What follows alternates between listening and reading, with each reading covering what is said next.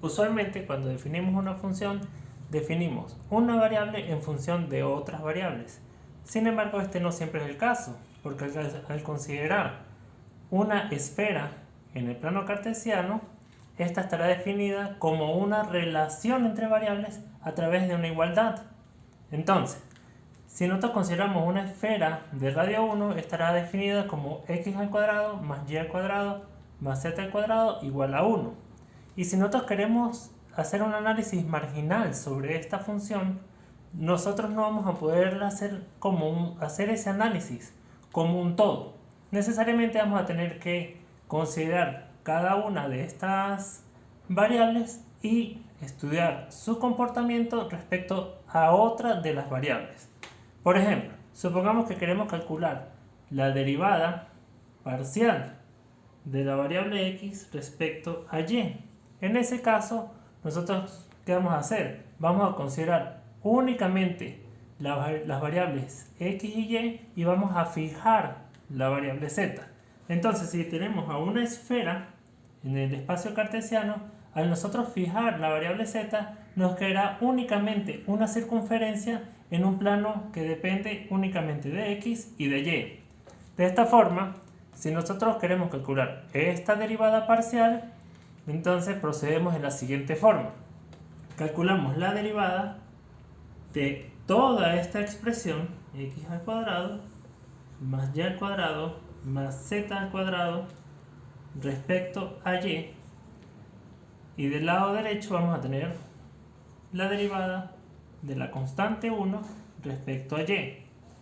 Ahora, fíjense, como esto es una suma de variables, nosotros podemos separarlas. Entonces vamos a tener aquí la derivada de x al cuadrado respecto a y más la derivada de y al cuadrado respecto a y más la derivada de z al cuadrado respecto a y igual a ¿quién? La derivada de la constante 1 será igual a 0. Ahora, ¿qué va a ocurrir? Fíjense que x nosotros la vamos a considerar como una variable dependiente. Entonces, al derivar nosotros una variable dependiente, vamos a tener que aplicar la regla de la cadena. Entonces aquí nos va a quedar ¿quién? La derivada de esta función x, ¿sí? O esta variable dependiente x, al cuadrado será ¿quién? 2 por x por la derivada interna, o la derivada de la función, que en este caso es la derivada parcial de x respecto a y. Al ser y la variable respecto a la cual estamos derivando, pues aquí nos queda 2 por y. Y la derivada de z, como estamos fijando a z, z se va a comportar como una constante. Entonces la derivada de una constante respecto a y, eso va a ser igual a 0. Ahora basta con despejar este elemento que está aquí, la derivada de x respecto a y. Entonces tenemos aquí 2 por x por la derivada parcial de x respecto a y.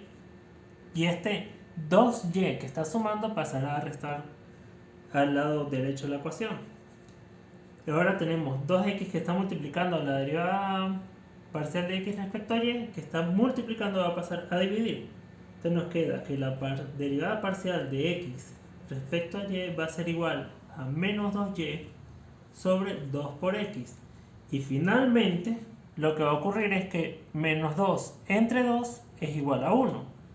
Perdón, 2 entre 2 es igual a 1. Y con el menos nos queda menos 1. Es decir, la derivada parcial respecto a y va a ser igual a ¿quién? A menos y entre x. Y con eso concluimos esta derivada parcial.